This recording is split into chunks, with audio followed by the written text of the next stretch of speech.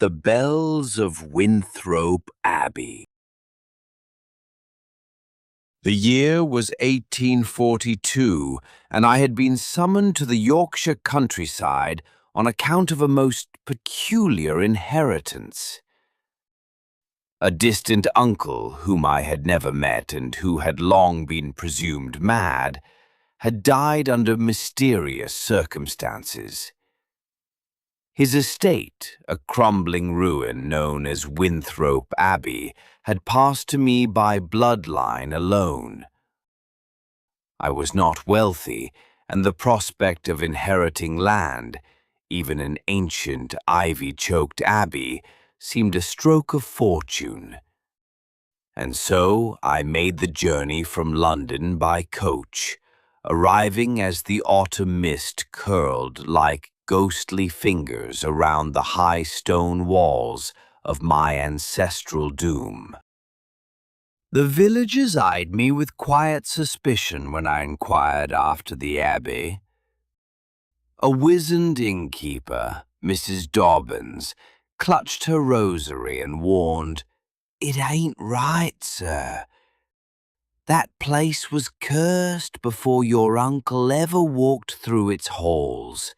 It was cursed when it was still a house of God." Curiosity, as ever, bested caution. I dismissed her warnings with polite indifference and made for the road leading through the tangled woods to Winthrope. The abbey was not merely in ruin, it was skeletal. Its nave had collapsed decades ago, leaving only shards of stained glass and broken pews to mark its holy past. Yet the bell tower remained, rising defiantly into the sky like a finger of judgment. It was said that no man had climbed it in 50 years. Inside the manor house, built into what was once the monastic dormitory, I found disrepair but not disuse. Dust lay thick, but the hearth had recently been stirred. My uncle had lived alone, his journals littering every flat surface, most written in a hand that trembled between genius and madness. One phrase recurred: "The bells toll for the damned. The bells toll for me." That first night, as I tried to sleep in the narrow bed he left behind, I heard it. A bell. Not loud, but clear. A single toll carried on the night wind. I bolted upright. Midnight. No church for miles, no one to ring it. I convinced myself it had been a dream. But the next night it came again, this time 3 tolls. The villagers claimed the bells had been silent since the fire of 1794, which had destroyed half the abbey and claimed the lives of 13 monks. The bell tower had never been restored, and yet I heard them. Driven by both dread and the cold logic of skepticism, I climbed the tower on the 3rd day. The stairs, brittle with rot, groaned under my boots. At the top stood the bell, a great iron leviathan, blackened by soot but whole. There was no rope, no mechanism, and yet the clapper swayed gently, as if it had only just ceased its movement. I descended, shaken. The air had grown oppressively cold, and the shadows stretched long despite the daylight. That evening, I read deeper into my uncle's journals. He wrote of a monk named Father Adalric, who in the 1500s had been excommunicated and sealed alive within the bell tower after confessing to consorting with demons beneath the abbey's crypt. The church, ashamed, had buried the tale. though the Abbey's bells, it was said, rang for a full hour the night of his death. My uncle believed Adalric's soul had never left. I wanted to flee. My every instinct screamed that something foul had rooted itself in the bones of Winthrope.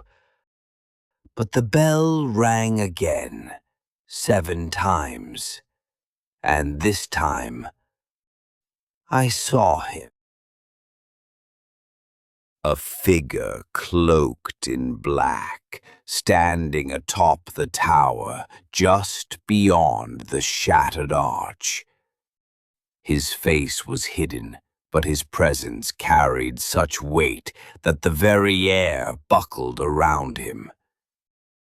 He did not move, save to raise a bony hand and point. Down to the crypt. My limbs moved before my reason caught up. Lantern in hand, I entered the ruins of the Abbey proper, where the floor had collapsed into darkness decades before. I found the old stairs, blocked by stone, and pried at the mortar until by some miracle or madness it gave way. The crypt stank of iron and mildew.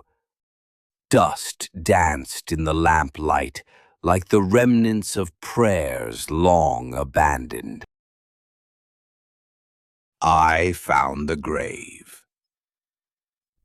A simple stone, no name, only a symbol. 2 bells crossed like bones beneath a skull. I heard a whisper, not aloud, but in my head. Ring the bell. Free me. I fled. I returned to the village, demanding a priest. They offered none. They said the last one to enter the Abbey went mad, took his own eyes with a shard of glass, muttering about the tolling that never ends. I knew then that this curse was mine alone. Night fell, and with it the bells rang 12 times. With each toll my vision blurred, shadows moved in corners they should not exist. My uncle's journals shifted across the desk, as though some unseen force thumbed through them, searching. When the final toll rang, the bell tower door slammed shut above me. I could bear it no longer. If this place demanded a confrontation, so be it. Lantern raised, I descended once more into the crypt. This time I did not tremble. I approached the grave, and as I knelt, a voice, clear and cold, echoed in my ear. You are blood. Blood opens what stone seals. Without thinking, I pressed my palm to the grave's surface. The stone split with a sound like thunder. From within rose a chill so intense my lantern shattered. Darkness consumed me. And then I saw him. Not as a phantom, but as a man made of rot and ash. Father Adalric. His eyes glowed red beneath a cowl of withered skin. He smiled, and the crypt pulsed with a heartbeat that was not mine. You have freed me. I could not speak. I could not move. You shall ring the bell now. I was flung upward, through the Abbey's chambers, into the tower. Wind howled like screaming souls. I landed before the bell, now gleaming, whole. Chains erupted from the floor, binding my wrists. Ring, bloodkin, ring for all who must come. My hands moved, not by will but by force. The clapper swung. One toll. The air split. I saw fields of bone, black skies over oceans of fire. Two tolls. A crowd of hollow-eyed monks gathered beneath me, their mouths stitched shut, swaying as if in prayer. Three tolls. The stars went out. They say now that no one owns Winthrope Abbey, that it lies empty. But every so often, when the fog is thick and the night cold, the bell tolls. Once for the damned, twice for the dead, and thrice for the next soul who will answer the call.